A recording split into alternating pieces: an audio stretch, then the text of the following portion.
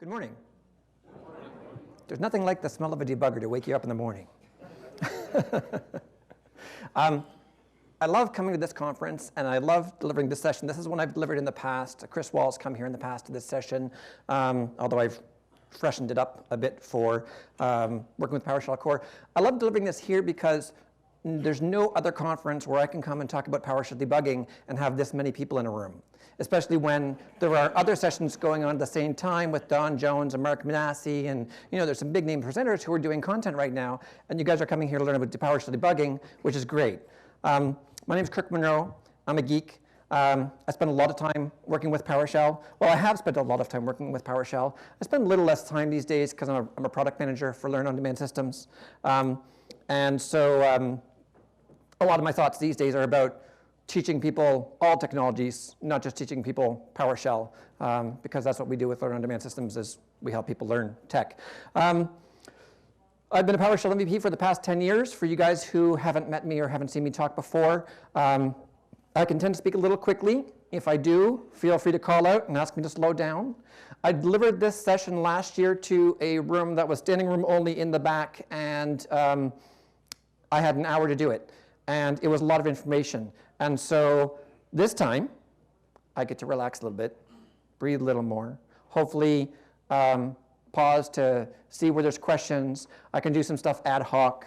I really want you guys to chime in and call out where you want me to clarify on certain points. And that's it. So it's a little less rushed, a little bit more relaxed, going through what I know and tricks that I use to help me do solid debugging so that I can get my code working more quickly. So we're going to talk about debugging skills, debugging demos. This is a very demo-heavy session. There's hardly any slides because you're not going to learn PowerShell debugging from a slide deck. And some of this is native content. A lot of this is native content. I also show off a little bit of my work where I've done some things to extend the debugger and try to push it a little bit further, and some cool things that you can do with that. And also just kind of talk about general tips, recommendations, best practices through the whole thing. I'm going to go into demos here in a minute, but first I just want to ask a few questions. So one of the things that's interesting about this conference this year is they asked us to demo within Visual Studio Code using PowerShell. Using that environment for a shell environment. And I thought, well, I'm going to push myself further and also go directly into PowerShell Core for the start of the debugging. So this is plan A with PowerShell Core. This is my plan B. And so if things go a little bit off here, I haven't demoed on PowerShell Core before, but I've gone through this, and it looks like it's working fine, and that's great. But if things go a little off, then I'm going to jump over to Plan B, where you might see me switch to ISE. Hopefully that's not a bad word for people in the room. I still use ISE. How many people still use ISE? Yeah, lots of people, right? I mean, this is recording, and this is going to be pushed out live to the web, and there's tons of people using ISE. It is a great tool, and Visual Studio Code has that level of complexity. It's not enough like ISE to make it easy to jump to ISE, so there's nothing wrong with ISE. The things I'm talking about are general skills. They can apply if you're using Visual Studio Code with PowerShell Core on Unix, Visual Studio Code, PowerShell Core on Windows, PowerShell ISE on Windows, working with Azure Cloud Shell. I'm going to go through general debugging skills and tips and tricks that are going to hopefully make you figure out what's going wrong with your scripts faster and in all these different environments. So don't get stuck on the fact if I'm doing something in ISE or something in Visual Studio Code. There's certain places where I'll call out what differences are, just so you guys know what those are all about.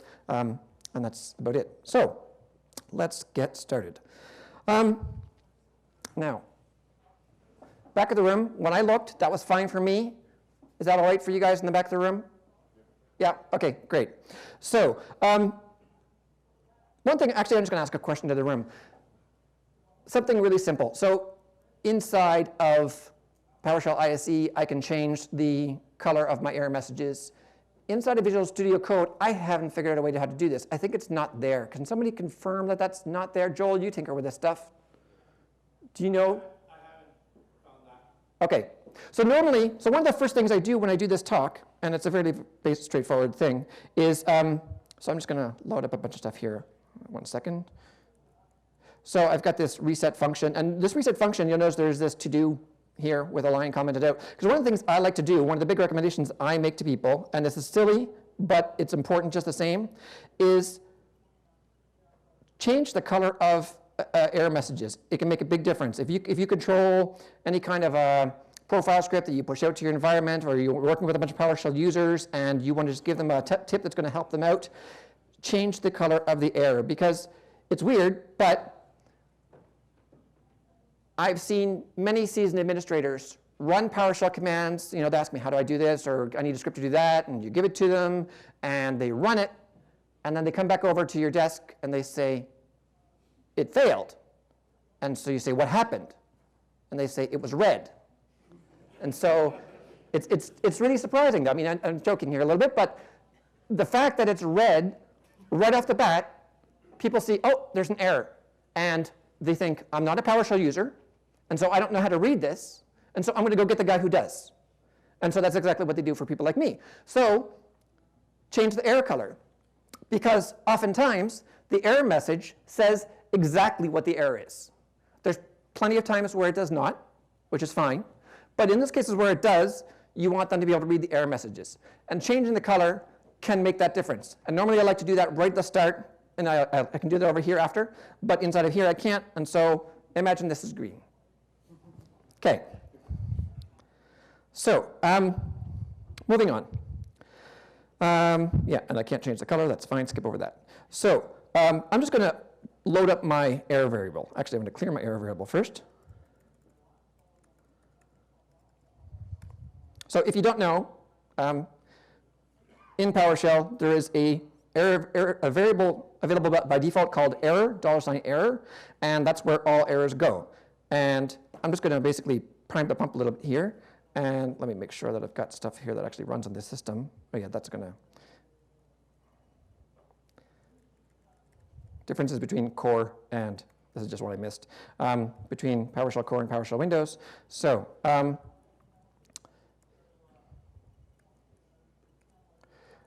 I've got this function here that's just going to load up 20 errors. And so now, if I look at my error count, just to make sure that worked. So I've got 20 errors. So all errors are stored in error, and so I can just look through them all. And when you do that, let me actually move this a little bit so I see a little bit more of the bottom view. It can be very overwhelming, because you guys probably already know a lot of errors in PowerShell are not terminating errors. And so sometimes you can have a script and you run it and it says, holy cow, not only am I not working, but I'm not working all over the place. And it spits out a whole lot of errors. And so trying to digest that can be overwhelming, but there are certain tricks that you can use to break down that information. And some of these tricks just come from working in software development. Like my background, I started my career doing software development, and then architecture, and then PowerShell and product management. And so taking some of those programming skills that I developed years ago, oftentimes you want to look at things like, well, what are my errors that are the most common, or what's my first error, because sometimes it can have a cascading effect, and so there's different tricks you can do. So one of the things that so if you look at the specific error details, now, just to show you what that ran, so just from here down, right, this is one error. And notice that I took I can index into it, right? So I took $error0, and I said, OK, format list and show me all the properties. And it gives me this weird looking output. The reason, PowerShell's got a fair number of interesting quirks. One of the quirks is that there are certain objects that you cannot get the detailed information for by default. So even if I told it to format list star, or even if I picked it to format table, it's going to give me this string blob, which is the string representation of the error telling me what line it was on and so on. But that's useful, but that's hiding information from me that can help me troubleshoot my errors. So what you need to do is you use force. So if I pipe to format list star dash force, then I actually get the list information. And so I get all the properties. And so I can see there's this exception property. And the exception property, that's something that comes from .NET under the covers. And so that tells me if something happened inside of .NET, what that actual exception was. It could come from PowerShell too, because you can generate exceptions there. But at any rate, it gives me the underlying exception to the error if there was an exception. And then going down a little further, then I can see other details, like I can see the script stack trace. So if I was running this inside of a large series of PowerShell PS1 files, one calls another, or function A calls function B, calls function C, as happens in this case, you can actually see the stack trace. So you can see it went from, well, the error happened at C on line 10, and it was called by B on line 13, and that was called by A on line 17. And so you can peel back the onion, and you can go figure out where the source of the problem came, and at what point do you want to start troubleshooting it based on where it happened in the call stack. Because when you're looking at a stack trace, and you have an error that happens here, you have to identify, did that error happen because of a bug right here? Did that error happen because of the way I invoked it here or higher up? I passed in some data that I wasn't expecting, in which case, yes, I can fix this guy and make it handle unexpected data and report something appropriate. But you need to figure out when you call these things, whether it was inside the code you called or whether it was the way you called it from the outside, and looking at the call stack and figuring out where the stack trace and figuring out where that is important. Now, let me scroll down a bit. So when the top level error information isn't clear, general process, you get an error. You're looking at the error, and you look at it from the outside from PowerShell, and you're looking at the error message, and then you can look at the stack trace. If you still don't know what's going on, then go a little deeper. I talked about the fact that there is exception, which is just a property. So if I look at the exception, now that didn't give me much information as well. So right here, error 0.exception, it just gives me this string output saying the path is not of a legal form. But exception is also an object, because everything is in PowerShell's objects. So I can ask it for all of the properties by piping it to format list star.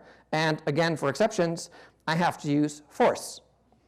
And that's because of for the same reason with errors. By default in PowerShell, they don't expose everything. And so now, let me scroll up a bit. So now I'm looking at the exception, and I can see, was it thrown from a throw statement? I can see the message, which is the same thing that's output when I just try to output it without force. Then I can see if there's an inner exception, and inner exceptions are important, and understanding that they're there is important. Not all exceptions have inner exceptions, but sometimes you have cascading effects where you get an error that has an exception, that has an inner exception, that has another inner exception, and so you just keep digging in a little bit deeper to figure out where the root cause is. And it's good to know that that's there and that you can actually use members to dot into it, because there are examples out there where the error message that you get back doesn't tell you a thing about what actually happened, and you go 2-3 levels inside the exception, the inner exception, and you look at that text, and it says exactly what was wrong, and it's clear as day. So those are examples where sometimes the error on the outside is obtuse, and you dig in, and then you find, oh, that's the nugget, that's what's actually going wrong with my script, and you can figure that out. So knowing that inner exception is there is important, and also, just calling out for exceptions, they also have a stack trace. If you're doing any compiled commandlets, or if you're working with C# binaries or .NET binaries and you have code, you can actually go and look up, you can find the stack trace here, and you can go and look up, well, what was going on in that rabbit hole. So a lot of debugging is about figuring out, trying to identify, A, I have a problem, does it tell me what the real problem is, and can I fix it? If not, how do I find the information that's in that problem to figure out how to fix it? And so you just got to know where to look in a lot of cases. And of course, sometimes there are exceptions. There are places where you're going to get an error, and it's not going to really tell you what's going on, in which case you need to do a deeper dive on thinking about, conceptually about what you're doing and what it's working with, and try to peel back that onion. And that's outside the scope of what I want to talk about right here. I'm trying to focus on showing you the information readily available to you to help you get to the bottom of stuff, but it's not going to solve every scenario. That's all. So now, inner exceptions, just like regular exceptions, you can pipe them to They're still regular exceptions. It's just under a property called inner exception. And you can pipe it to format list star with force and get the details about what's going on. And if you don't like using force all the time, one of the things that I do on the side that I've done in the past, and I still maintain them, although format px needs an update because it does not work yet on PowerShell core, but that's going to come. I have a module called format px that makes it just basically so you can pipe to format list star and it'll give you format list star. It's not going to make you use the force to do it because why would it? That doesn't make sense. And so I try to work around certain gotchas in format px. That's one of the gotchas, is just this having to use dash force. Another thing I try to work around is you guys probably know that when you pipe to format dash table or dash list or whatever, that's the end of your command because it converts. It doesn't just output. It actually converts the object to this format stuff, collection of objects that's complex, and you can't pipe beyond it and do things. Format px fixes that so that it'll, instead of converting it, it'll figure out, okay, this is the default format you want, but I'm still sending the object down the pipeline, and then at the end of the pipeline, it looks and says, okay, here's the default format you want, and so it'll give it to you. So anyway, that's something that you guys can take a look at if you want. Questions so far? Why the star? Why format list star? Yeah, why the asterisk? So you don't have to. Asterisk just says I want all properties. The only reason I throw that there is when I know that I want all properties, I don't want to think about, there's a lot of cases in PowerShell where you have an object and they've defined what the default property set is, but not the entire property set. And so rather than guessing, if I know I want everything, just out of habit, I always do format list star. You're welcome. So select star creates a new object that's not the same object and gives you all the properties based on what was in what you piped into it. Format's not creating, format is creating a new object because of how the formatting layer works, but that's internal details for PowerShell. But format's really about taking an object and saying how you want to show it on the screen. Select is about taking an object and saying, okay, I want some subset of this, or I want to massage it, and then continue to work with it. There was another question over here? It was the same question. Okay, great. Yes?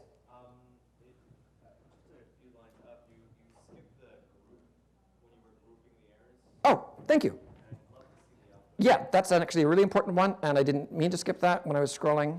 So thank you very much for calling that out. Yeah, so, okay. Yeah, and actually this is a really key point that I should have gotten into earlier, but doing it now is fine anyway. So when you're dealing with $error and you have a lot of information, because they're objects and those objects have properties and PowerShell has these really cool things like grouping and sorting and formatting, you can apply those common utilities in PowerShell, the utility commands, and parse out your information to figure out, okay, how do I want to tackle what's going on in my script? So if I just run this, now at the bottom, I can't scroll up here, but that's fine. Here, I get a count because sometimes errors happen lots of times. And so what I've told it to do is I've to take my collection of errors, group them using the default grouping, which is fine because it's basically errors. Just by piping it into group object, it'll group it based on the output text. And so if you have an error that happens a whole lot, it'll just group it based on that. And then once they're grouped, sort it by the count, so in descending order, so I get them prioritized list, and then format in a table. And so here I can see, okay, this error happened 8 times. This one 7, this one 5. And so if I've got a script I ran and it says, the holy cow, there was a lot of errors, and I really want to try to prune that back, one of the things I might do, I might look at the first error, see if that's like, okay, that was a cascading effect, look at the first error that happened, and then try to resolve that one. Or I might prioritize them so that I can start knocking them down in huge chunks, rerun, and it's going to just get less and less and less until I get down to a working script. Thank you very much for calling that out. I really meant to show that. Does that make sense? Yeah, okay. Other questions? Yes? Is it useful to point out that the error variable is a stack and the first error is not? Yes, that's correct. Yeah, thank you. Yeah, so when I'm talking about, that's great. So when I'm talking about sometimes look at the first error, if you run something that's got a lot of errors, you might want to first clear your error stack, so $error.clear, and I'll talk about that in a second, and then rerun it so it's clean. So you just got the errors that happened from that run, and it's an array, but item 0 is the last error that happened. So yeah, it's a stack. It's pushing the errors down. So if you want the first error in your stack, you can use $error square bracket -1 square bracket, and that'll go all the way to the bottom of the first guy that happened. And so that's a great point too. Thank you. Other questions? Okay. So stack traces. Okay, yeah, here we go. So so I talked about the different stack traces. Oops. And so you can call them out directly. So $error 0.script stack trace. That's for locations in PowerShell. And for compile commandlets, then you go into .exception.stack trace. And just notice the difference between one is script stack trace, and then the other one is .exception.stack trace. And so that just helps you figure out what the possible causes were and what was going on in the various stacks. Now, when you're dealing with errors and you're going through the cleanup process, you can remove a specific error. And so, I mean, you can do error.clear and then rerun, and then error.clear and then rerun. Or as you knock them down, you can remove them. So knowing it's a collection, you can do .remove for a particular object is useful. So I can remove the last error that happened, or I can remove at a certain index, or I can remove an entire range. So the last 10 errors that happened, I can take them out. And the reason why this is the last 10 is because this is not first index to last index in that command up there where my cursor is. It's first index and then count. So starting from index 0, get rid of 10 errors, so I can do that. And then I can clear the whole thing when I've gotten rid of all the errors that I don't want. Yeah, so now let's talk about how another interesting quirk with how PowerShell handles errors. So if I run this line, so 1 divided by 0, and then writing to my host, notice that I got the error I was expecting because I can't divide by 0. And this is a case where you need to read the red text because it tells you exactly what was going on. And then I got that write host call to work. And so this is something that personally, this really bothers me about PowerShell, and I really wish it didn't work this way, but it's worked this way since PowerShell version 1, hasn't changed, and maybe now that it's open source, we might be able to do something with it, but that hasn't happened yet. So 1 divided by 0 is a terminating error. Divide by 0 is terminating error. But it didn't terminate. And so the reason it didn't terminate is because I didn't have it inside of a try-catch block. So if I take this function, load it in PowerShell, and so all this function does is wraps my code inside of a try-catch block. I'll talk about the other stuff it does there in a second. And then I run that guy.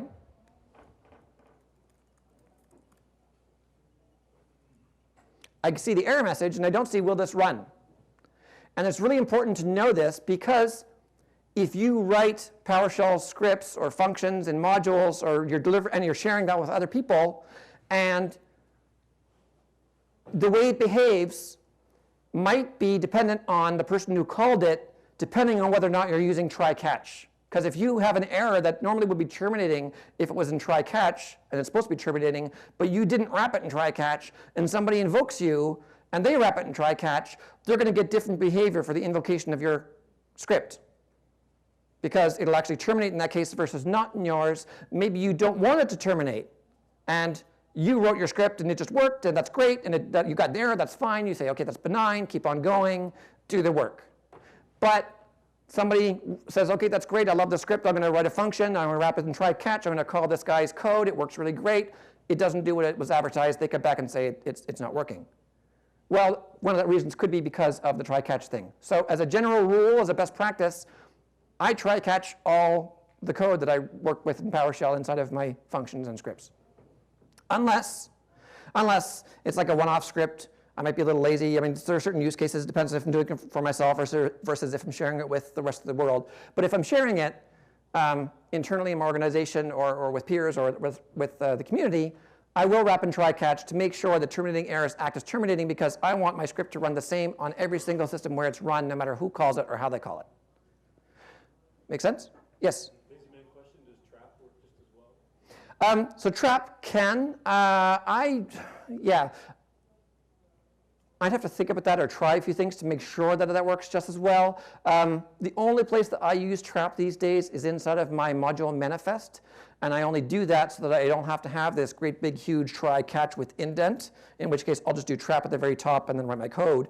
And that seems to work fine. So I want to say yes, but since I hadn't been asked that question before, I'm like 99% sure, but not 100% sure. I use it to dump error objects so that when it's executed in production really deep, I don't have to go to the debugging session. I'll just get the error object. Cool. Yeah. Yeah, that's a great use case. Yes? Just as a caveat, trap has some major performance impact on some versions of PowerShell. Because it essentially amounts to putting a try catch around every block. Anyway. Thanks, Joel. It does not affect modern versions badly, but yeah. Thanks for calling that out. If you guys don't know him, by the way, that's Joel Bennett, another PowerShell MVP in the back. Great resource for talking to about this sort of thing. So now, let me talk about the other thing I'm showing here inside these commands. So I've got two different flavors of the command. So I've got them both loaded now. So test something and test something too. The only point here was just to generate some error and then have some code after the error and control how that happens. So now, I sort of already talked through this, but not 100%. So if I run test something too, it's inside our try catch. That's great. And I don't get the right host call because its terminating errors are terminating. And I'm catching it and rethrowing it, right? So if you work with try catch, the structure is pretty simple. Try, the code block of what you want to run. Catch, what you want to do with an exception. You can specify an exception type when you want to handle certain exceptions. In this case, this is just generic catch all exceptions.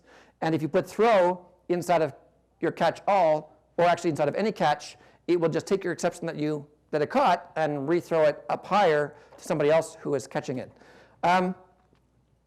Why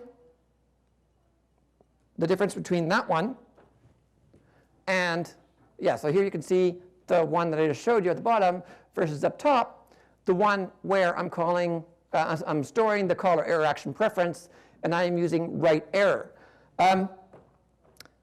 Take a look at the difference. So look at the output right down here. I know it's red, but look anyway.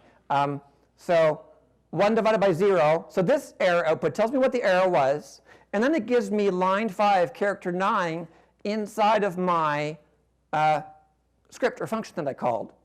And it gives me the actual code that was run inside of that function, which can be great if you are the author of the function, because you want to know when something happens, where it happened internally. But now compare that with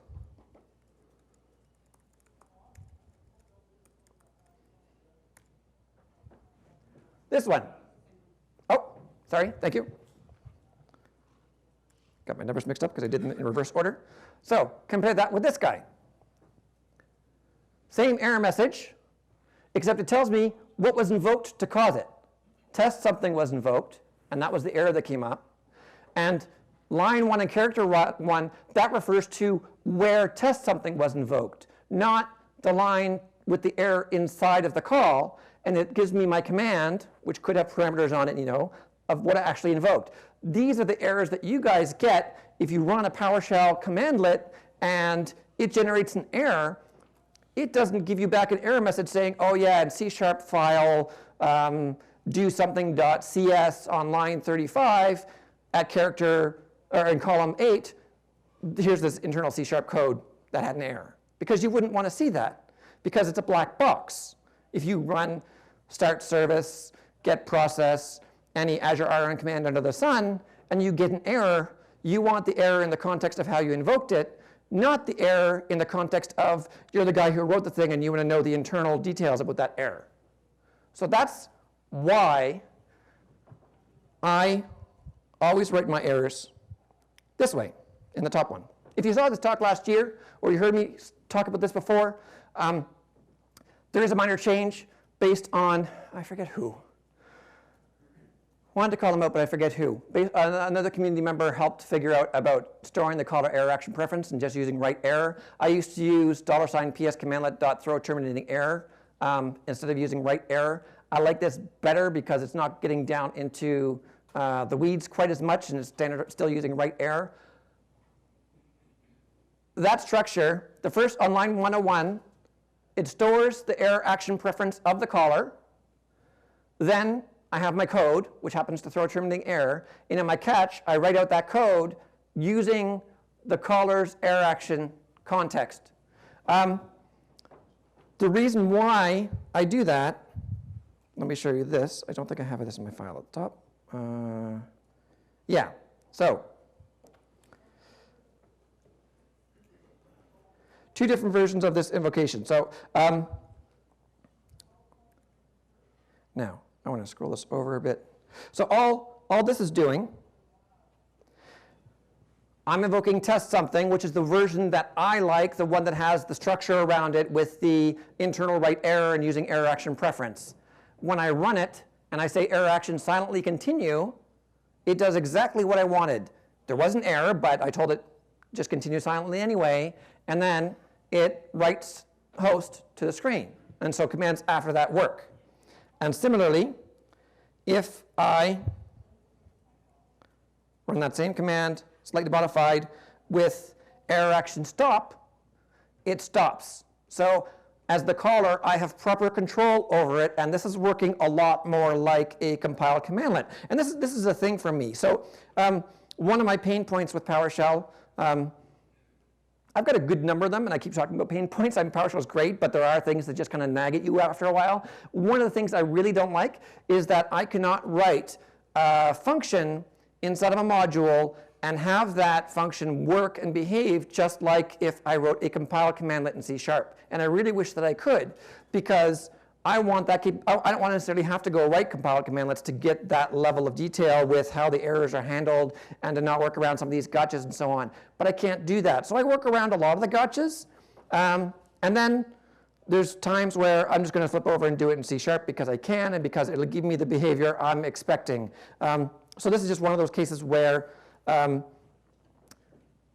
being able to use error action and have it function the way that you want, for that to happen, for that to work properly, you need syntax like this guy right here, where you catch the error action preference, and then you use it inside of your right error call in your catch. On the flip side,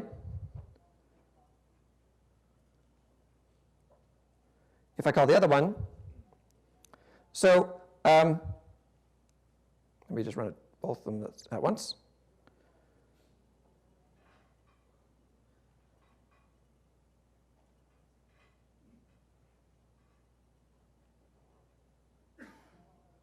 And that one worked as well, and I'm scratching myself for figuring out why. However, not really scratching my head, but anyway,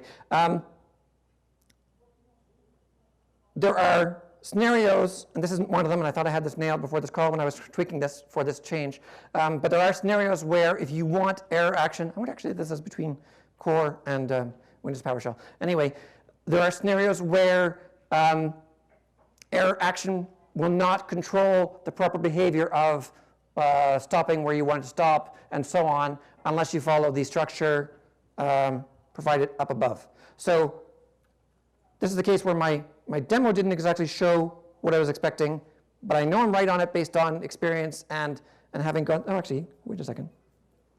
Yeah, and actually having gone through this. And so I'll be chewing on this for the rest of the talk, trying to figure out why, but at any rate.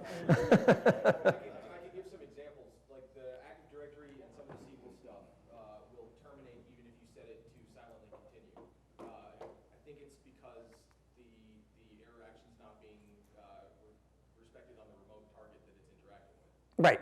Yeah, that's a great example. I saw another hand go up, I thought. I have a question. Yes. So I have a decent understanding of how this stuff works. I thought I did until I started working with classes. And inside of classes, like I was having problems getting try-catch to throw terminating errors for me inside a constructor. So like if you have your constructor and it calls like 4 or 5 different little functions inside of your constructor, if one is supposed to throw a terminating error, it seems to continue this cascade all the way through like the constructor, like every little step, and then it will throw like the entire text of the constructor at the end, as opposed to. Have you tried it with classes at all? So I haven't tried that scenario with classes. generally speaking, when I'm working with classes and constructors, I'll try not to throw inside the constructor as a best practice. I'll let the rest of the code handle errors like that. It depends on what you're doing, but it's a good practice to follow. But no, I haven't tried that one specifically. I can flip back to that based on, depending on time as we go through, and do a quick look to see, because it's easy enough to reproduce the behavior. But yeah, I haven't gone through that scenario. I saw another hand over here. Yeah, so I saw your in this scenario, it's probably not necessary, but I'm assuming you would do this elsewhere for specific reasons, but I wonder if you would expand on it. The fact that you're taking the error action preference and storing it and then using it later as a variable instead of calling it directly in your write error. Right. Right. Is that just because in your larger code you sometimes kind of play with that? That's exactly it. This is a model where, yeah, and thank you for calling that out. By following this model, like right here in this function, why am I storing caller error action preference and then using it where it's not doing anything with it? This model means that I don't care what's inside my try. So inside of try, I can work with error action preference. I can do different things. It doesn't matter. I've captured it, and I know I'm going to use the caller's error action preference later on. So I follow this model even for simple cases, just because I know it's always going to have the caller error action preference, even if internal to my try catch error action preference is being used by what I'm doing. Other questions? Yes? Can you just summarize again why you're using test something instead of test something 2? Why, I'm sorry, say that one more time? Why you're using test something instead of test something 2? Oh, the reason for this format versus the other one? Yes. The reason I use test something is because I want, so this format where you have caller error action preference stored and reused, and where you're using write error inside of the catch. The reason why I use this format is twofold. One, so I have full control over using error action when I invoke my commands. And two, so that when I get my errors back, they give me information telling me how I invoked the error, what was wrong, rather than the guts inside the function where the error actually happened, right? So this case here, where I get internals, if I give a command to you guys, I don't want you seeing an error in the internals and have you scratching your head saying, I didn't even invoke that. Why is this saying there's a 1 divided by, and so on, and having to dig into my code. I want you to look at my code as a black box. You've called a function, you called a commandlet, same idea. You're just calling it, and you see the error based on where it was invoked and all those details. So those are the two reasons. Are there scenarios where you would want to use that? Or drilling down in? Yes. Yep, absolutely. This is great for when you do want to you don't want to have to dig into the function and see why the error actually happened. One scenario is internal functions, right? So inside of when you have a module, you can export functions, and you can have ones that are just internal. For internal ones, this is fine, because if I do get the error and I'm debugging and stepping through it and I get an error message, I want to see exactly what happened, not see how I invoked it, because I know how I invoked it in that case, right? So that's a really good scenario. Scripts you're using for yourself, or just a script file, where and then this is great because it tells you exactly what happened. So that's a trade-off between the two approaches. Yeah. Can you show, if you're using the top one, Yep. the test something, can you show how to get at the information that the second one gives you about where it actually happened? Yes.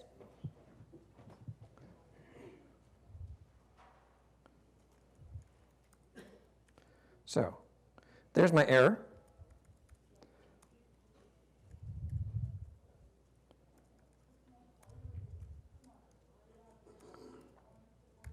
So I can go in, oh yeah, I forgot force. And the reason why I forget force all the time, because I use my module that does it for me. So here, I got my error, and now I can dig into it, and I can look at the exception, and here's where okay, attempted to divide by 0, and I come down here, and I see in my script stack trace, test something line 6, and so that tells me, so right down here. Yeah. So this shows me that I invoked this function called test something, line whatever in my script or my function where I called it. And then inside of test something, there was an error at line 6. And on line 6, the error happened to be the actual error message that was where divide by 0 came from. So I can then dig into the details that way. And if I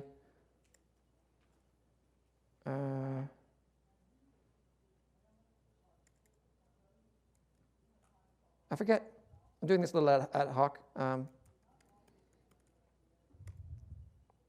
Right there.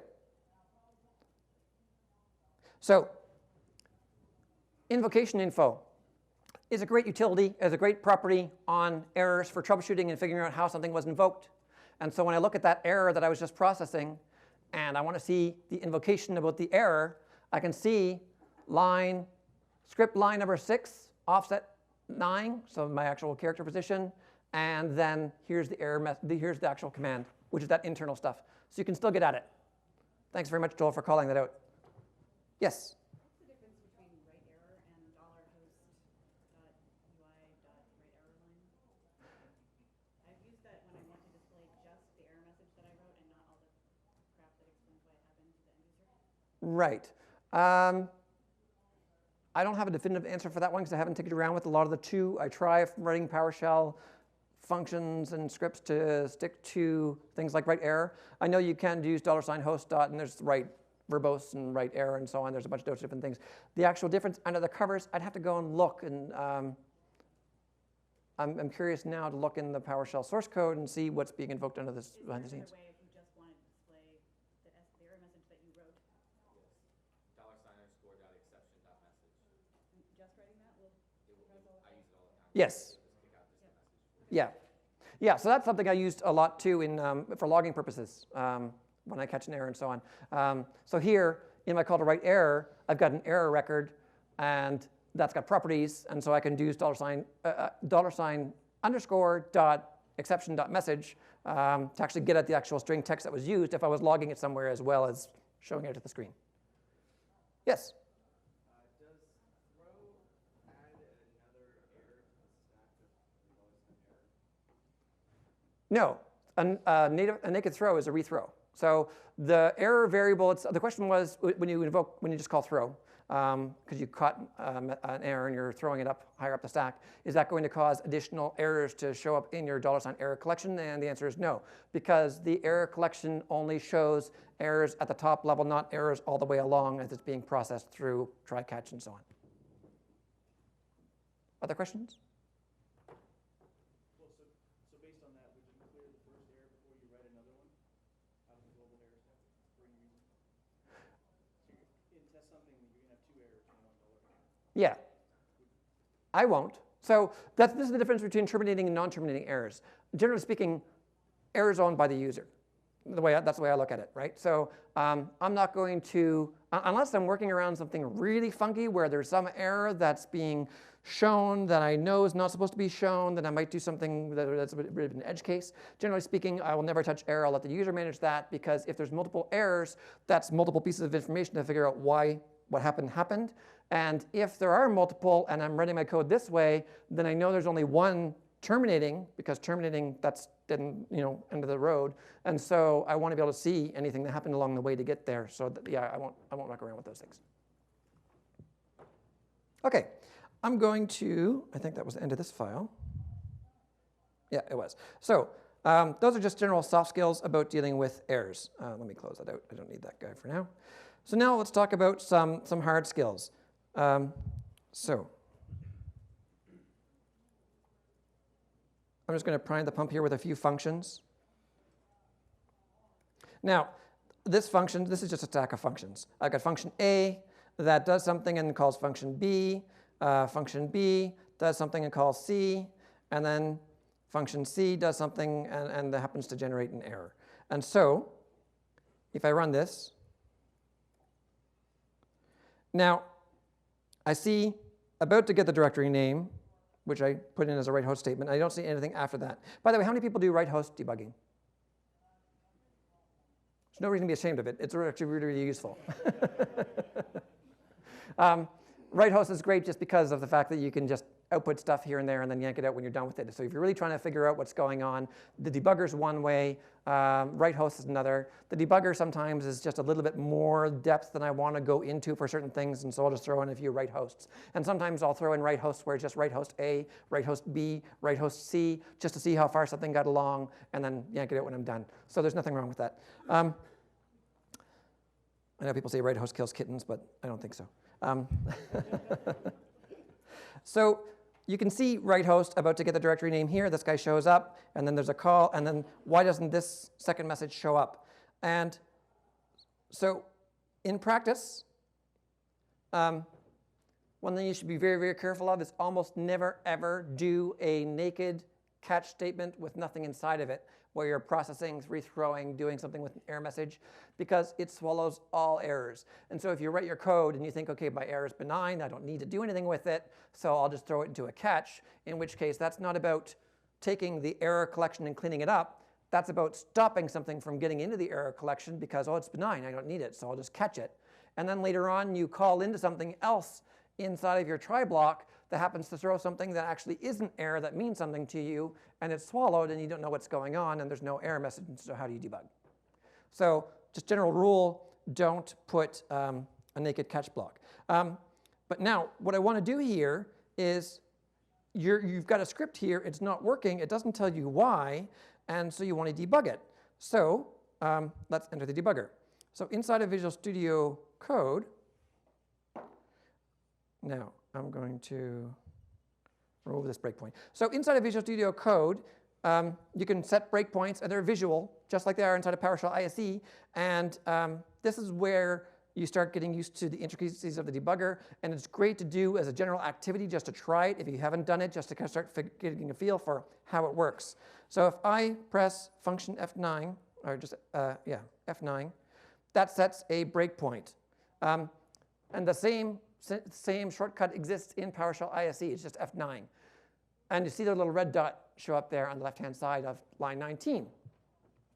If I take this file, and now I use F5 to run it, it stops on the breakpoint. And now I'm in the debugger. And this is that thing I think that you should try if you haven't tried it. How many people here have used the debugger, stepping through code, looking at context? Okay, great, lots of people. Okay, so for those of you who haven't, is either the people who actually have it, not the people who didn't lift their hand and actually have. Knowing how to use the debugger is critical to figuring out what's going on. So you can set breakpoints. Now that was just a hard breakpoint. No matter what happens, I want to stop on that line. And in the debugger, so going down to the bottom here, you can do a lot of things. You can look at variables. So I can check the value of $X, and it's not set yet because I haven't run that line. When you hit a breakpoint, it stops before the execution of the line, not after. So $X equals 1, X has not been set yet. But if there were things I wanted to look at, I can inspect. You know you're in the debugger when you see DBG on the left of your prompt. So you're in a debugger prompt. And the skills I'm going to show here apply broadly no matter where you're working with the debugger. So one of the key things to know that you can do in the debugger is you can run the H command. So the debugger has a set of commands that are really, really helpful for doing debugging at the command line, which you might think, well, I don't need to because I'm using PowerShell ISE or because I'm using Visual Studio Code doing visual debugging. Visual debugging is great where you see line by line and you can use shortcuts like F10 and so on. But if you want to get beyond that, if you're debugging in a remote process, in a remote run space, if you're debugging inside of something like Azure Cloud Shell, where you don't have this visual environment, how do you debug? Well, you can set breakpoints, and you can control the debugger using all these commands that show up. So step into, step over, step out. That's about telling the debugger to advance a certain way once you're on a certain line. Continue. That's what you would use if let's say you're debugging and you think, okay, I'm fine here, I want to keep on going to the next breakpoint. Continue. That says free run until you're either done or you hit another breakpoint. Quit is in the case where you ran something, it's got a whole lot of errors, you start setting some breakpoints, you come in, you start figuring things out, you want to go and fix those and restart.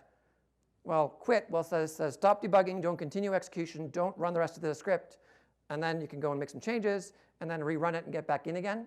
So I'll use quit a fair amount once I actually find something and I want to go fix it and then come back in.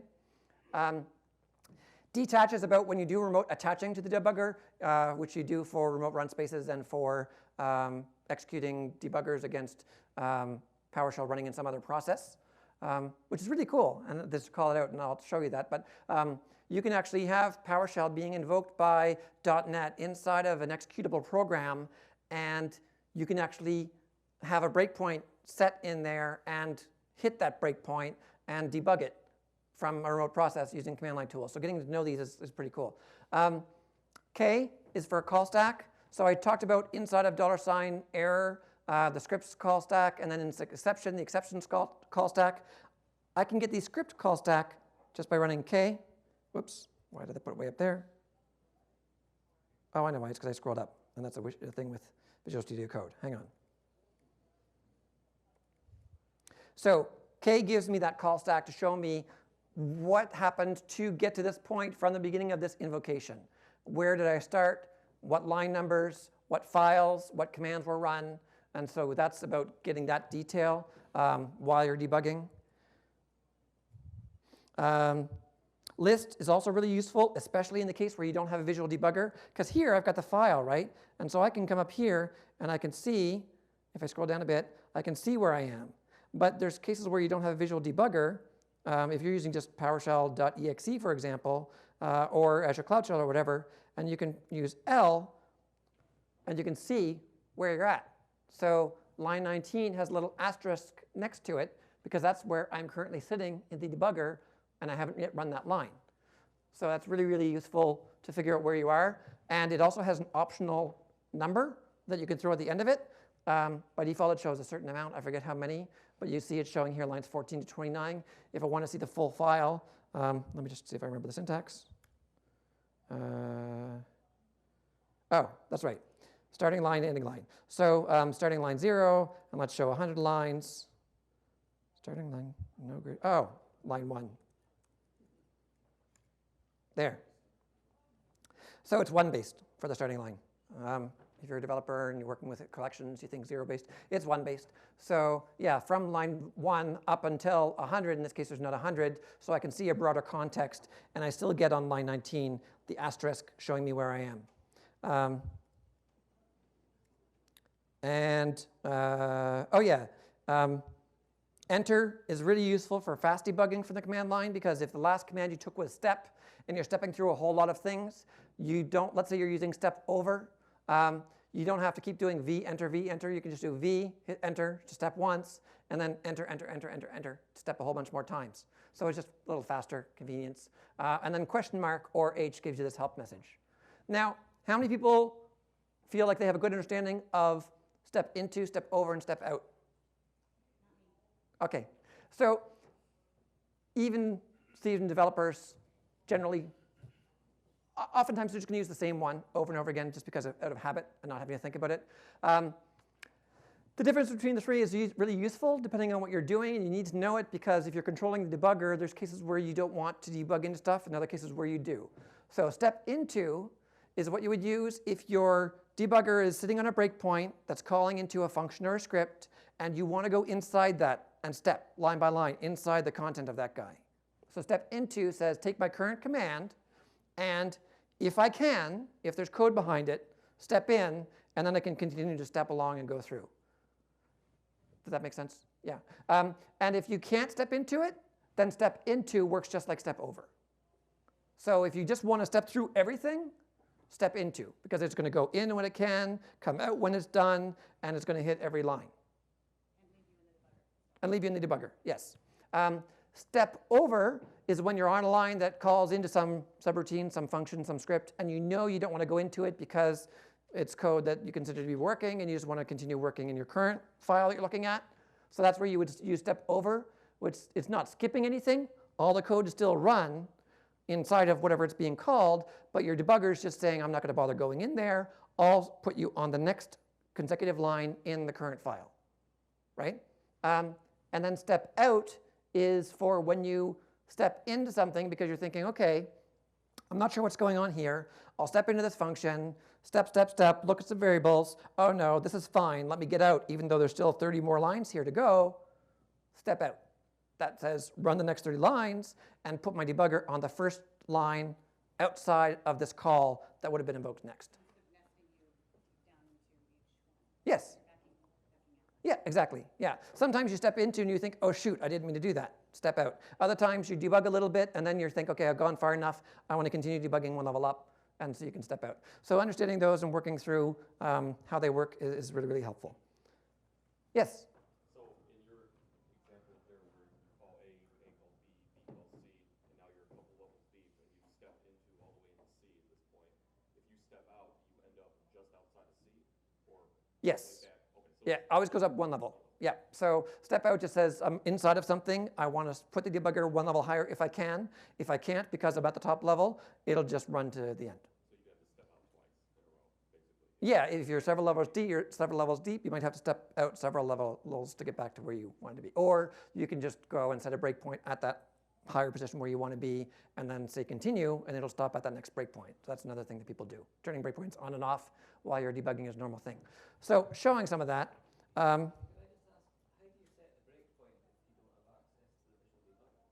Oh, so there is a command called set-ps breakpoint, and it's just a native PowerShell command. Comes with PowerShell, works on PowerShell Core, PowerShell Windows, or Windows PowerShell. And so you just run set-ps breakpoint, and there's 3 different types of breakpoints that you can set. There's the line breakpoint. This is called a line breakpoint because it's telling the debugger, I want to break as soon as you hit this line, no matter what. You can do conditional line breakpoints where, and I'll get to that, where you can stop on a line. Actually, you can do conditional any breakpoints based on stopping only when a certain condition is met. The 3 core types are line breakpoints, command breakpoints, and variable breakpoints. And you can set all 3 of those using set-ps breakpoint. So if I took this file, loaded it up into Azure Cloud Shell, I want to debug it, and I have the file local, right, and I can see that there's line 19, and that's where I want to start my debugging. I can use set-ps breakpoint and give it the name of the file and line 19, and then run it, and I'll hit that breakpoint. Other questions? Okay, so I'm just going to step through a few things here. And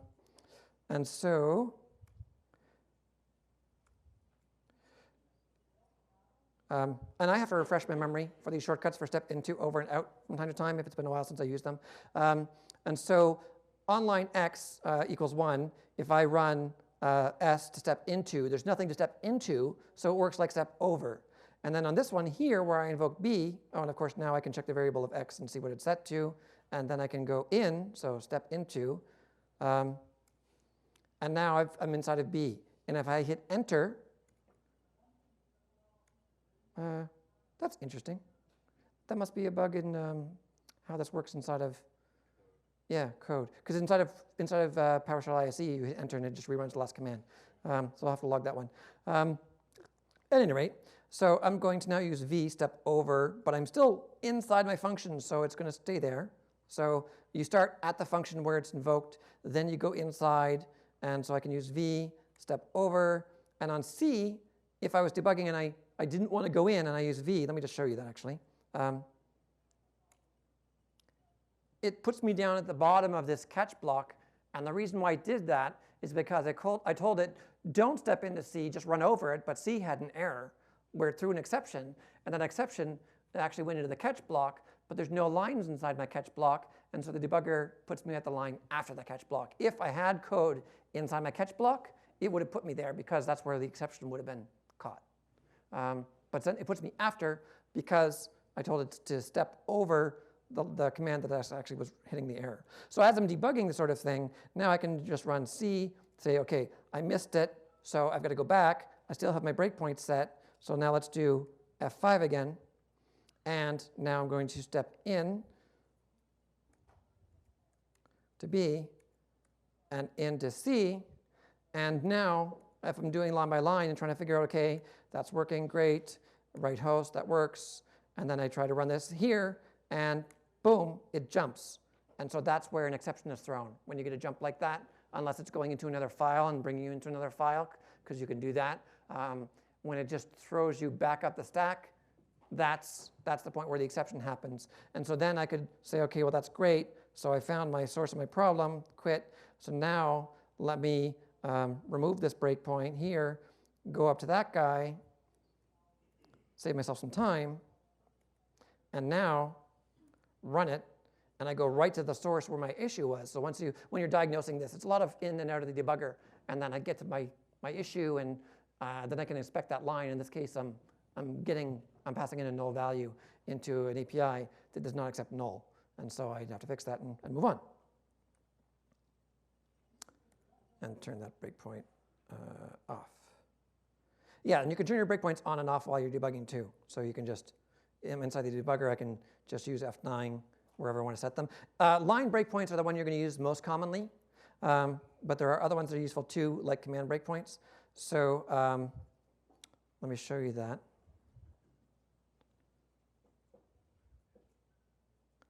Now, oops. So I'm just going to go here in the sidebar. So yeah, when you're doing breakpoints, you can use F9, or you can come over to the sidebar, put your cursor there where you see it shows the little red dot when you're hovering over there, and right-click, and that's where you can add a breakpoint or you can add a conditional one. If you do add breakpoint, that's just a line breakpoint, and you can make it conditional, and I should talk to that too just to show you. So actually, I'm going to cover that after, so I'll get back to that one. You cannot use the visual debugger to set breakpoints on, at this point, on variables, and nor can you do for commands. That's where you go to set Ps Breakpoint, which I believe I've got in my next file. No, not my next one, but I will get to it. So I'm going to come back to the question about setting breakpoints when you don't have the visual. At any rate, so this file here, all this is doing is a loop. The internal content's not that important. This is just a loop. Sometimes you've got something and it's running and it's taking a heck of a long time and you're wondering what's going on, and you've got access to the system where it's running in that PowerShell session, and inside of Visual Studio Code, maybe you ran something and you're like, what's going on? And so if I run this, so it's running, it's just doing a lot of work, it's got a delay, whatever, it's been sitting here for a while, I want to figure out what's going on, I can press F6 in Visual Studio Code to tell PowerShell, stop at a dynamic breakpoint the next time you can. Or inside of Visual Studio, inside of PowerShell ISE, I can use Control-B for the same thing.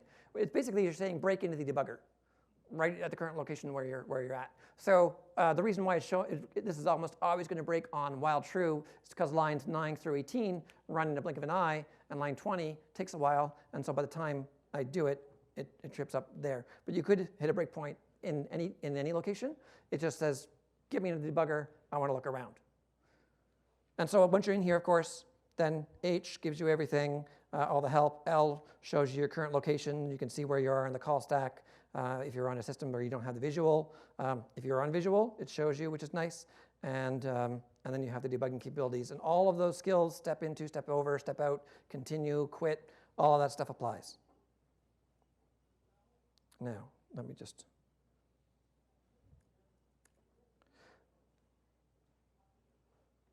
Oops. So another way you can enter the debugger is using wait debugger. This is a trick that you would use if you were trying to debug a remote process, maybe a background job, maybe it's something in another run space, maybe it's code running inside of a PowerShell executable. You can use wait debugger to tell PowerShell to enter at a certain point. And so if you look at this script, it's copied from the last one, just with this one thing added right here, line 17 to 19. If the variable I, which I also added, sorry, so it's adding this variable I to count the iterations. And once I becomes greater than or equal to 5, it's going to wait for the debugger to connect to it. So if I run this,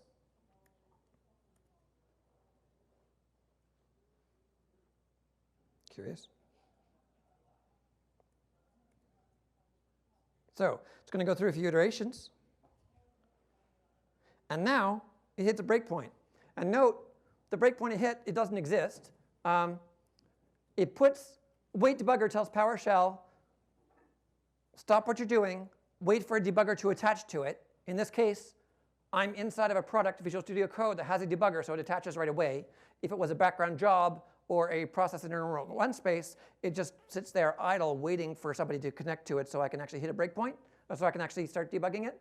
And the line it puts it on is the next line after wait debugger, and that's because wait debugger itself is a command. Remember I said when you hit a breakpoint, that command has not been run yet?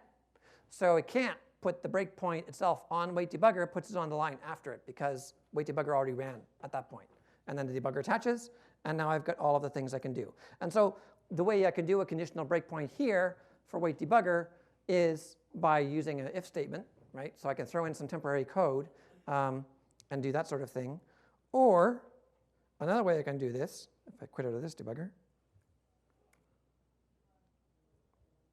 So I've got this module called Debug PX, and it's open source, and it now works as of this morning when I published the update to it on PowerShell Core on Linux.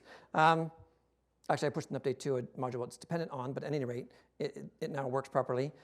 This one is doing that exact same piece of code. It's just a while loop that's doing a lot of stuff, but you see there's this breakpoint command.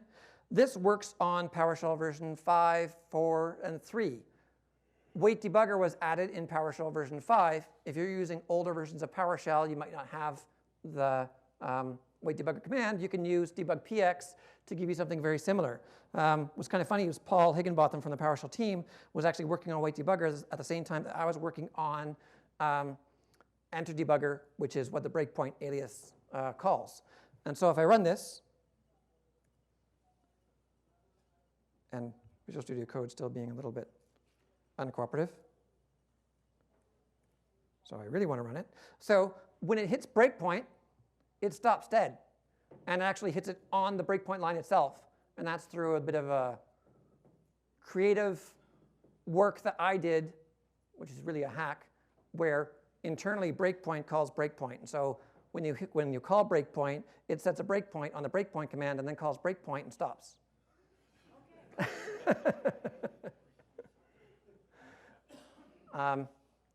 So anyway, I like the experience better, so I threw that in. So this is really cool because I can hit a breakpoint at the line where I had it, and then I can continue debugging. And you can also do it conditional, which is something you can't do with wait debugger. So let me just peek ahead. Yeah. So I'm going to quit the debugger here again. And by the way, you guys could just use installed as module debug px if you want to try this piece out. Are you going to go into how to debug like a background job later on? Yes, yep, that's coming up.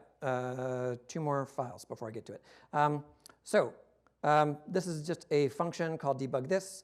The difference here is 2 things. If debug, so lines 20 to 23, and breakpoint, that's that breakpoint command I showed you, with a script block. That script block is the condition on which I actually want to stop on that breakpoint.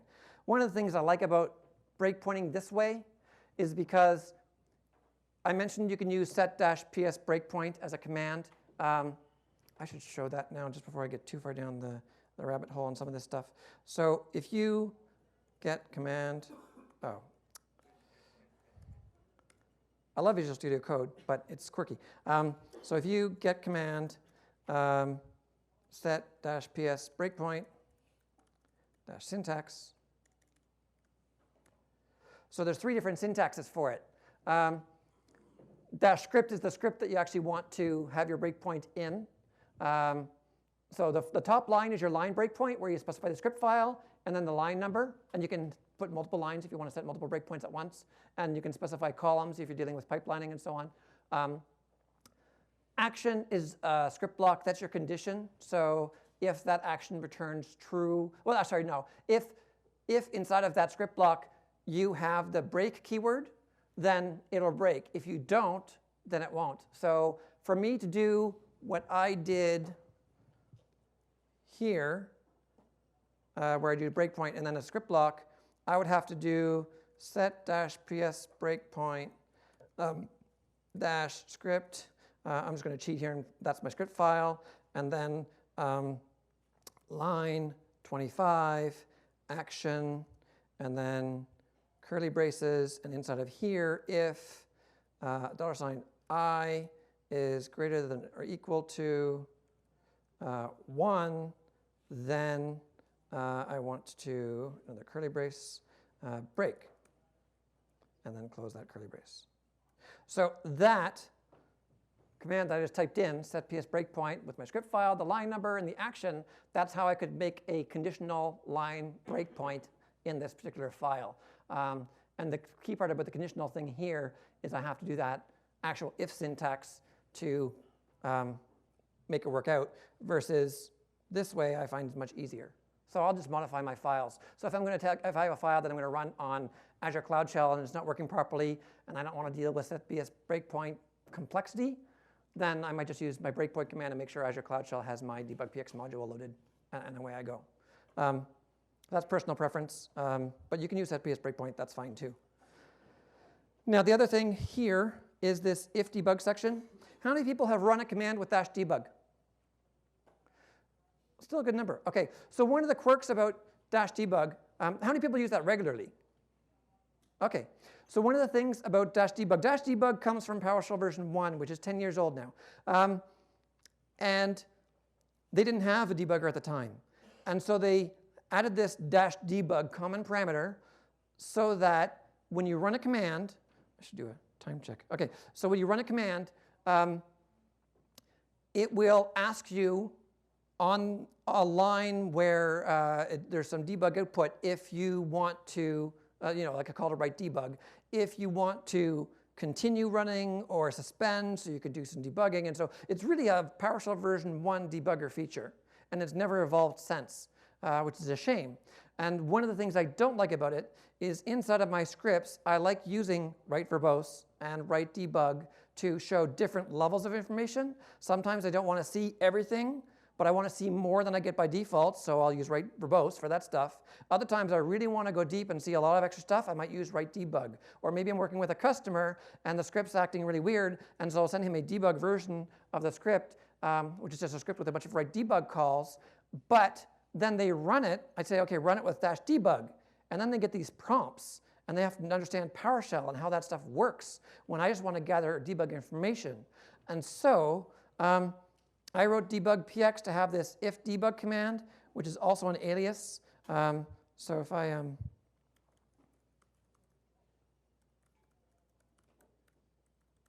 so these two guys are just aliases. So breakpoint is an alias for enter -debugger, and if debug is an alias for invoke -if debug, which is unfortunate. I couldn't come up with a better name, but anyway, it's nice inside of scripts just to use the alias.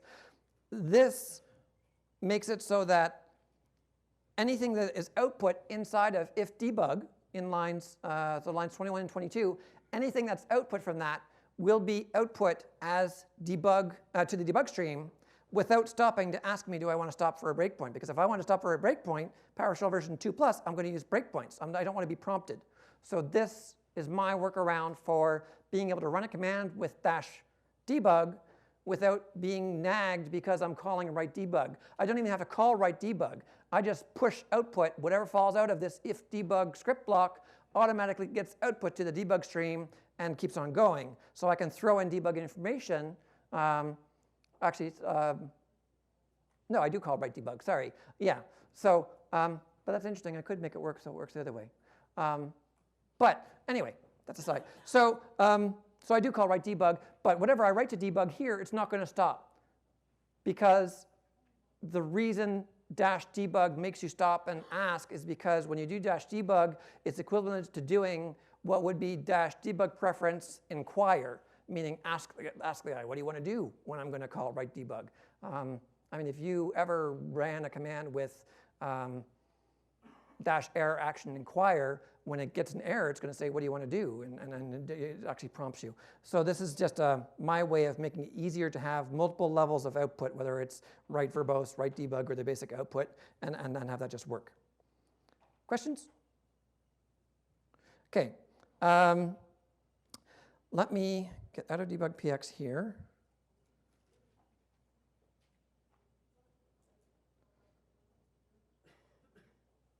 Oops. There we go. So, yeah, so I'm just going to do some more, actually one more thing for debug px before I get out of it. So I'm going to create a test module here, debug test, and import it. Now, if I look at this module from the outside, I've got one command, invoke -script block. But internally, it's got this other piece that wasn't exported called set-internal stuff. And so I only see the one that was exported to me on the outside, right? Same as if you guys downloaded a module from the community, you're only going to see what was exported unless you dig into it. If I look at the variables, there is no variable called hidden secret counter because it was not exported yet. Inside of my module, I do have that hidden secret counter. So I've got, sometimes you have a module that has state. You're storing information, whether it's your connection information or something about the username or whatever, something that's used inside that module, and you're storing state. But you don't export that because it's all internals. So my point here is just to show you that, yeah, you can have some internal stuff that's not exported. But what if you want to look at that internal stuff when you're running your commands? You can run debug-module with your module name. And so what that does is that enters the debugger in the module scope. So I've got my module called debug test, and it says I've hit a breakpoint on enter debugger, which is my breakpoint command. But where am I? I am at the top level scope of the module itself, so I can look around. That's all that I'm doing. So if I do list, I can see, this is a little bit confusing about this piece because this is just something that I've added. It shows me that I invoked my module, so I wanted to invoke a command inside my module. I don't know if you guys know this, but you can actually, if a module has an internal command, you can actually invoke that directly by using dot, as if you're going to dot source, the module object itself inside of brackets, and then the command in the module that you want to invoke. So that's a trick if you're trying to do some internal diagnosis and debugging from outside of a module. In this case, I'm saying, OK, dot, in my module scope, I want to enter the debugger. And so that's what I've done. And so now that I'm in my debugger,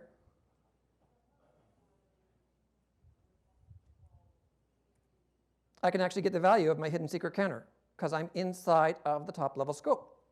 And it's the right scope too. It's scope 0. So I'm at the top level because there's stacks when you're calling stuff. And so it's actually put me in the debugger at the bottom level. And so that's just something I use because if I've got modules that are storing internal information and I want to see what that is at a certain point in time, maybe I invoke a few commands and then something's not working. And as part of my troubleshooting, I can look at code. But another part of my troubleshooting is to be checking the state of the module. And this allows me to do it. Just debug-module, get me in the scope, and then I can start looking around. And then, of course, I can just detach the debugger to get me. And this is where the detach command comes in. Oh, that's interesting. That's a Visual Studio Code or PowerShell core thing. Because on ISE it's fine. That's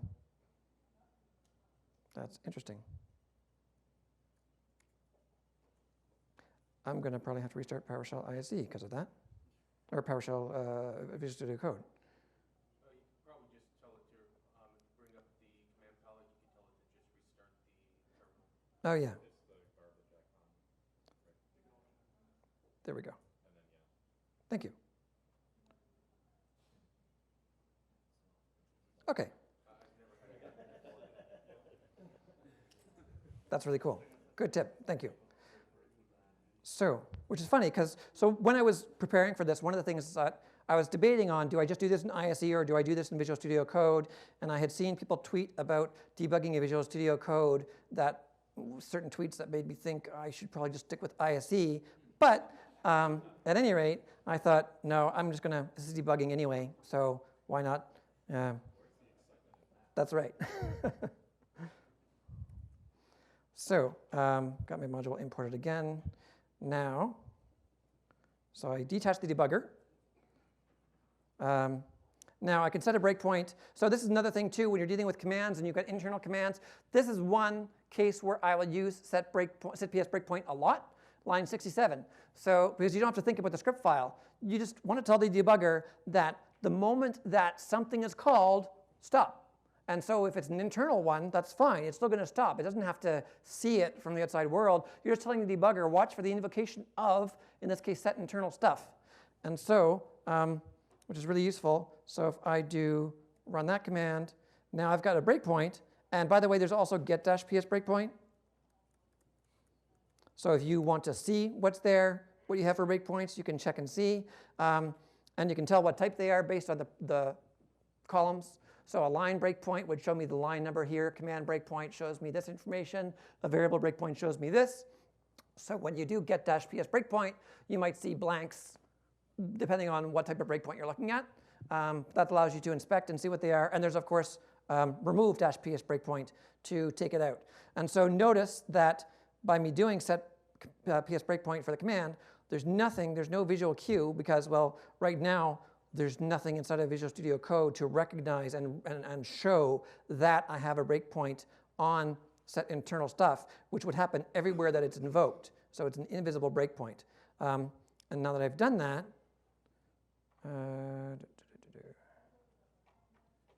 now I can run my external guy that I exported,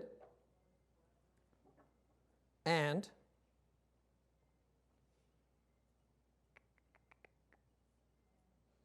oh, yes, sorry, one more thing.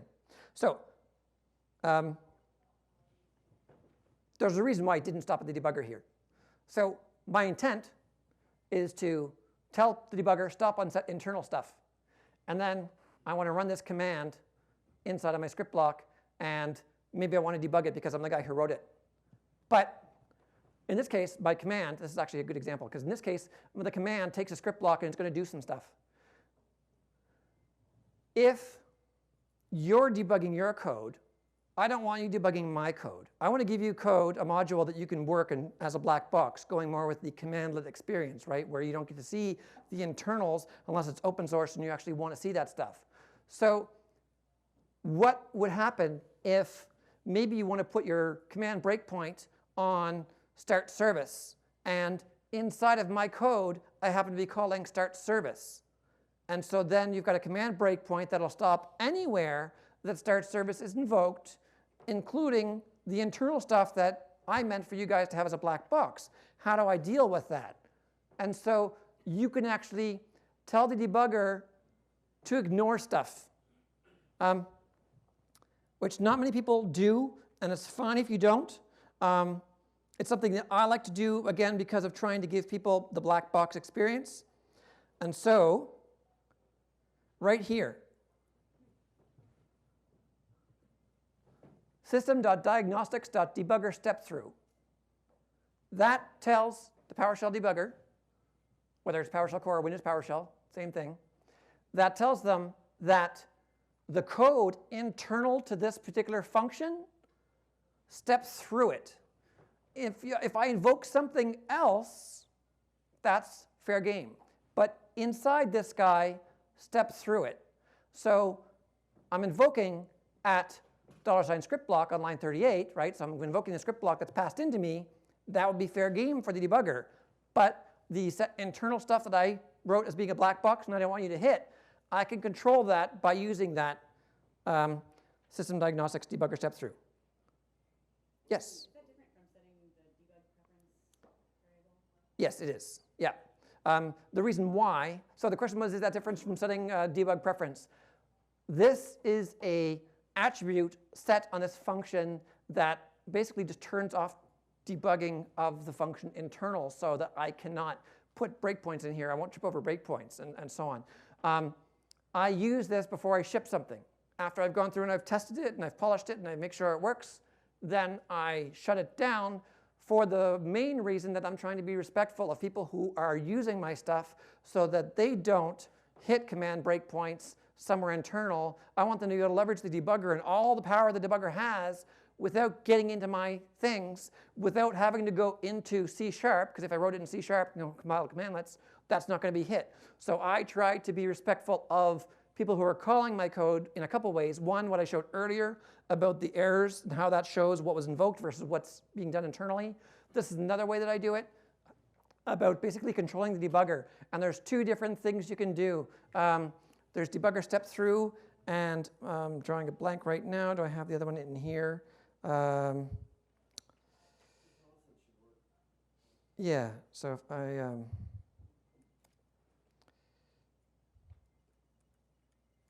debugger hidden, that's the other one.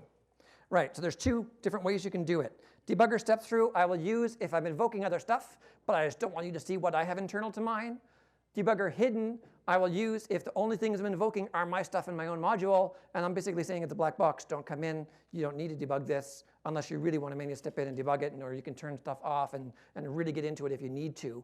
But generally speaking, you don't want to. There was another question over here? Oh.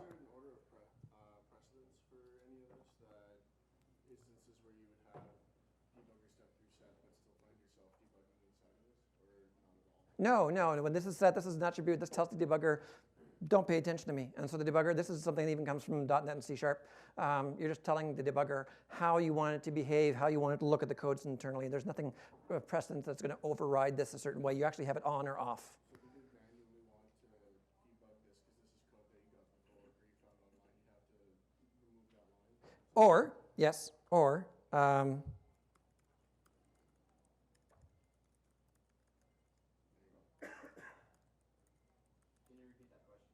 so the question was, if you did set this, and then you want to actually step in and be able to do breakpoints and work with this stuff, and you maybe want to debug the internals of this, how would you do that? Do you manually remove line number 28? Is that what you do? That's one way. But another thing that you can do is, where do I have it? Set command debug mode, get and set command debug mode. These commands allow you to take an entire module or a specific function and control that, turning it on or off. Because the reason why I can turn it on or off is because it's about what's in memory. If I take my function and I load that into memory by just running line 26 to the end of the function, then PowerShell has it in memory. At that point, I can use set command debug mode on the function itself to turn on or off the behavior of those system.diagnostics attributes. Make sense? Okay, so told you this is about becoming a debugging ninja. There's a lot here. A lot of these things are just stuff you might not use. Some things might come through later on, depending on whether or not you're sharing code. I just like to show all of it and let people see what they can do with it. Where was I? Oh yeah. So since I'm using that step, debugger step through and not debugger hidden, note that I can still do this. So I can still take line 73 up to 76 here and run it, and I hit a breakpoint. And the breakpoint I hit is inside of my script block. And so I can still debug, let's say I'm running a function and it's going to take a script block and people are going to do something with that script block, and I want them to be able to put on line 2 here or whatever in their script. I want them to be able to hit F9 to set a breakpoint and then run and hit that breakpoint. They can still do it, even though my internal piece is hiding the stuff internal to it, just because I used that debugger step through and not debugger hidden.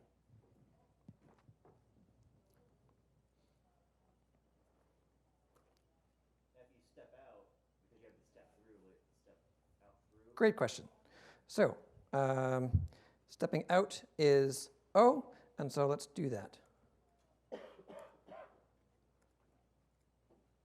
Now out shows me out of my script block, and now let's go out again. And now I'm actually inside of the stuff that's in. So you can still manually step in. It's not blocking it altogether. This is about automatic breakpointing, right? So these two properties, thank you for asking that question. These two attributes, the debugger hidden or the debugger step through, are about automatic breakpoint, whether it's a command breakpoint or a variable breakpoint. Those things are going to be ignored. An align breakpoint would even be ignored. But I can still put my breakpoint on the command I'm going to invoke and step into it. Or I can still, excuse me, step out of it. Excuse me, talking too much. I can still step out of it if I've hit that breakpoint inside of a, in which case I would have to do multiple step outs to get back to where I wanted to go, or set a breakpoint at a higher level. So, Can you change the prompt in here so that it shows you the number of things at the end of your line? So it shows you how many layers deep you're in. oh, you mean actually change the prompt, the PowerShell prompt itself? I think like ISE works that way. I think it shows you it increments the characters at the end of the prompt. Yeah, and that's a good point. I'm surprised that this one does not. Well, actually, no, that's for that's when you do enter nested prompt, right? So there's host.enter nested prompt in PowerShell ISE, and at that point it'll show you a double angle bracket, and then you can do another double angle bracket. But for the debugger itself, I don't think it keeps on doing more and more because they're only in one debugger. You're just in the debugger, unless I'm mistaken. I don't remember ever doing anything special. Okay. Except for making resumes. Because I know back in PowerShell version 1, I used to do host.enter nested prompt sometimes because I didn't have breakpoints, and that will cause PowerShell, that'll tell PowerShell, okay, stop, create a nested prompt, it'll do a double angle bracket, and then I can look at variables from a higher scope and poke around, and yeah.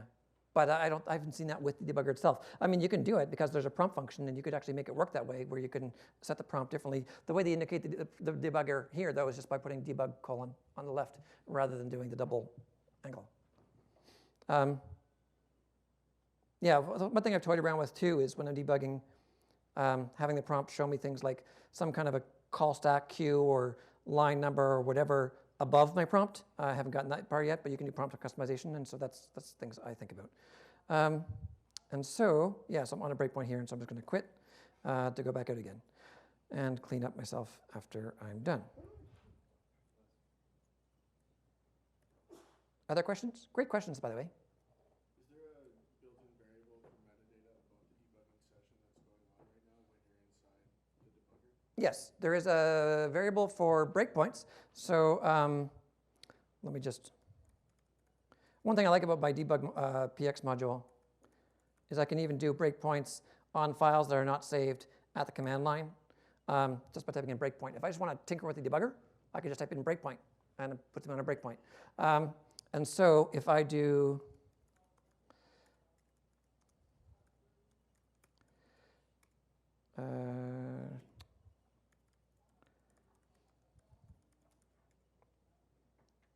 oh, there it is, PS debug context, that's right.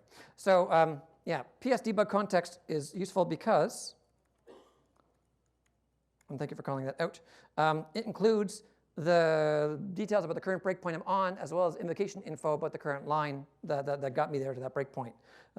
So when you hit a breakpoint and you want to see the invocation info details for that particular line or the breakpoint itself, you can actually inspect the breakpoint object. And I think that's the only two properties. I'm just going to do formatless star on that guy.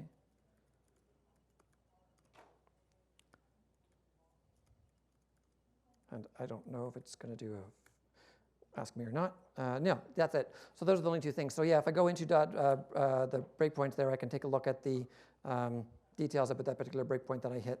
And of course, then I'm in the debugger and I can quit to exit. Thank you for calling that one out. I didn't have that one in this talk, but it's worthwhile knowing it's there. I actually haven't used that one that much. Be curious if you guys do use that and find that really useful, what scenarios you find that useful. I'd love to hear that, but personally I haven't used that a whole lot. Now, jobs. So I'm just going to create a few, prime the pump here, create a few jobs. So this is just taking, you know, those scripts I had earlier. I showed you two versions. One version that just ran into a loop, and I manually did the function F6 or control break if I'm in ISE to actually hit a breakpoint. And then the other one used wait debugger. Those two scripts I just ran as a job. And so now I've got this collection of jobs, and if I look at it, so you see this one here is running, because this is just an endless loop with a 2-second pause where it goes, gets some information, waits 2 seconds, gets it again, and so on, and it'll run forever. And this one here, it shows it's at a breakpoint. And that's because of the wait-debugger command. So this is really useful. That's where wait debugger really shines. When you have something that you want to modify that you're running outside of the scope or the context of your current PowerShell session, and you want to debug it, a background job is a great example, remote run space, or a remote process. Those are other examples. Wait debugger is great for that. So now that I've got my jobs, now the first job is running rampant, right? Job 0 of those two. And so if I run this, debug-job, oops, shoot. Fun fact, on a Mac, F8 on my Mac keyboard opens iTunes, and I have to do function F8 to run the actual line. So, running debug-job with a job object tells PowerShell, okay, I want to debug this guy. Now this was job 0. Job 0 is running wild. It's effectively hitting F6 on the job, or Control B if you're using PowerShell ISE. You're just telling, you've got this job running, it's taking a long time, what's going on? debug job tells PowerShell the next chance that you can possibly stop on the breakpoint using the debugger, do it. Not a breakpoint, but just enter the debugger. The next point you can enter a debugger, do it. And so I did. And so it says entering the run space on local machine Kirk's MacBook Pro. And you see I'm in the debugger. And then you see job 2. And so the reason why it's job 2 and not job 1 or job 3 is because these are parent jobs. And the way jobs work is there's like a parent and the child's actually doing the work. And so job 2 is a child inside of here. And you can see that by looking at job objects. You can actually see relationships and the children. So that's why this shows job 2. And so, I mean, I usually just look at the number and find the next highest guy of my jobs that are in the list. And I know which one I'm on based on children and relationships. But now I'm in the debugger. And if I use L, and this is where L really shines, I can see this is from that external file that I had that I showed you earlier, where there's a while loop and then a whole lot of stuff. And the debugger stopped on while true because of my time delay. And now I've got the full debugger. I can check variables, step through, step in, step out, step over, all of that stuff while working inside of a background job. Anybody actually done debugging in jobs? OK, so this is actually really, really useful. And one of the reasons why this is useful is because of what PowerShell core is looking at going forward about how they want to be able to make it easier for you to run anything as a job, to give you some kind of a threading capability. And anyway, this is going to really help for that purpose.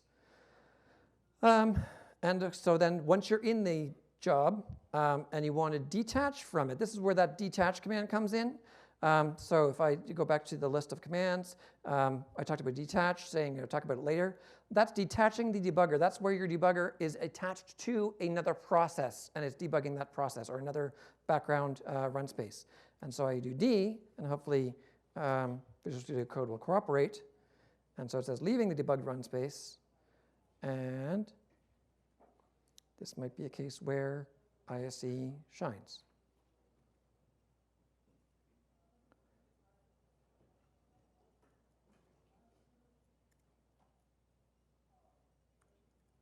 Yeah, so appropriate command. So so this is the detach issue that I hit earlier. I'm hitting it here again. Something's going on with that. That's something for one of us to look at and try to figure out, or there's PowerShell team and figure out what's going on. So I'm going to go back and do this again. And now I'm going to rerun these jobs.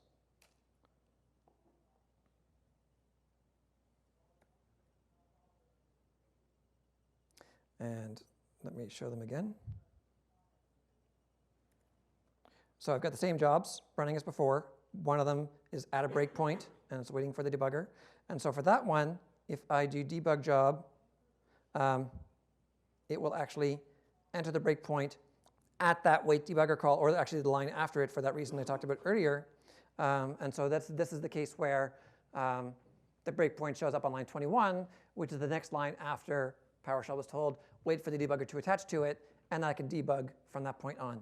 So wait debugger is great. Because the thing about the F6 is that it works great if you have sleeps and pauses and stuff going on. It doesn't work great if you've got code that's just running really fast and doing a lot of things. I've had mixed results with that. So wait debugger is really good when you're working with jobs. And most often, that's the approach that I will use, is actually using wait debugger rather than just running rampant. But if it's running rampant, you can still do the debug job and try to hook into it. You just might not be able to hook into it depending on what's going on behind the scenes. And I haven't put my finger on exactly what those cases are for why. Now, I'm not going to detach this guy.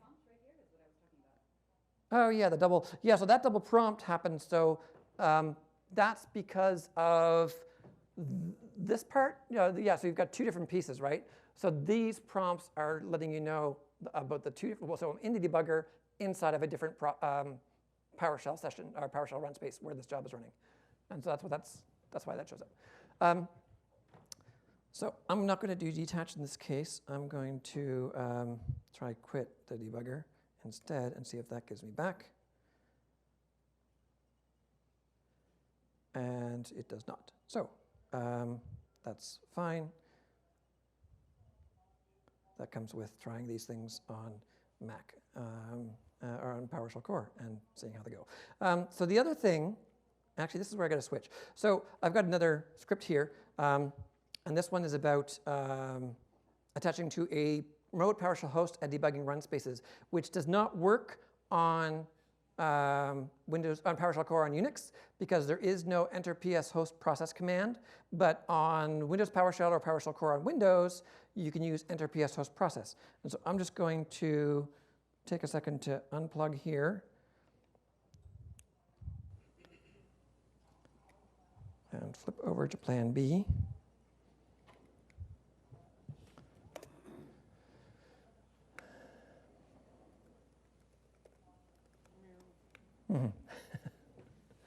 And so, number 8. There we go. So, first thing I'm going to do is I'm just going to start a process. So this is just going to basically take one of those files that I was running earlier and a different flavor of it, because one that works on Windows using get Windows event, and launch it inside of PowerShell.exe. And so if I run that, so now, and then I got to wait for it. I just want to make sure it starts up properly. And so let me just run this. OK, so I've got my PowerShell process. And now, in this case, the script that I ran was the entering the debugger without breakpoints, so the one I would have to hit F6 on. I can use enter ps host process to enter a process where PowerShell is running. And so note that the prompt changes. So I've got the process with the process ID down in the corner here as my prompt. So now I'm in my host process, but I'm not yet in the debugger, because inside of a process, when you're dealing with PowerShell running in a process, PowerShell runs inside of run spaces. And so I've attached to this process, but I have not yet gotten the run space. So I can see there's 2 run spaces here. So remote host is always created when you enter your, and I put notes in here, by the way, in these files. I just got to load up into GitHub so you guys can see them. By the way, on GitHub, you can find me on GitHub under just /Kirk Munro, M-U-N-R-O, no E. And I haven't yet, but after this, I will load up my scripts into debugging session so you can see it, what these script files are. Now, 2 things here. So there's remote host and there's run space 1. And you can see remote host is busy and run space 1 is available. And so the notes here identify that the remote host is what's created when I enter. And the other run spaces that you see, there might be multiple, because depending on the process you attach to, it may use multiple run spaces. Those are the run spaces where the PowerShell payloads are running that you want to connect to. And so you need to figure out which run space that you want to connect to. And oftentimes, there's one, unless it's doing something fancy with run spaces. And so you can use debug-run space. And that tells PowerShell to enter the debugger in a run space that's identified by run space 1 in this process, and allow me to start debugging and seeing what's going on. And the cool thing that this does is, because this was running a file and I'm in ISE, it opens the file and gives me the visual debugging capability as well, which is really cool. I'm not sure the details behind enter ps host process and PowerShell Core on Linux and whether or not that's going to come at some point. Right now it's not there, but this is really cool for when you're dealing with PowerShell running on Windows. And so I've got my full debugger, and I can use, I didn't talk about these earlier, under the debug menu, step over, step into, step out, continue, all of that stuff. Those are available inside the menu in ISE, or ISE, of course, supports the same command, so H to list all the commands, and I can use V and step over and go line by line. And in this case, I can hit Enter, and it continues because it doesn't have the same bug that's in Visual Studio Code in the debugger. So I can debug this and step through and look at variables and figure out what's going on. And then when I'm done, I can use D to detach. So that lets it continue running. I'm still attached to my process. And then I can use exit-ps host process to go back out of my host process back into the command line. So that's how detaching is supposed to work, by the way. So D is just supposed to tell the debugger to detach and come back up to one level. There's some challenges with Visual Studio Code on Linux anyway. And so when I'm done, I can then stop my process. Yes? So would you see the console if you debug as you're executing your code, and there's a console like a white host or? Yes. Yeah. Yeah, you would see it. Anything with code would just generally output. Sometimes you run a command and it sends something out to the command line that you weren't expecting or just you don't care about, and you'll see that stuff show up as you step through line by line. It's just like you're running your code locally, but you're connecting to it remote, which is really cool. There's also debugging things that I don't have set up for this talk, like there's debugging desired state configuration. There's debugging processes even on remote machines. I don't have all that stuff worked out yet in this talk, but this was much more fun to do this time where I have the 2 hours than trying to imagine all this information inside of an hour time slot.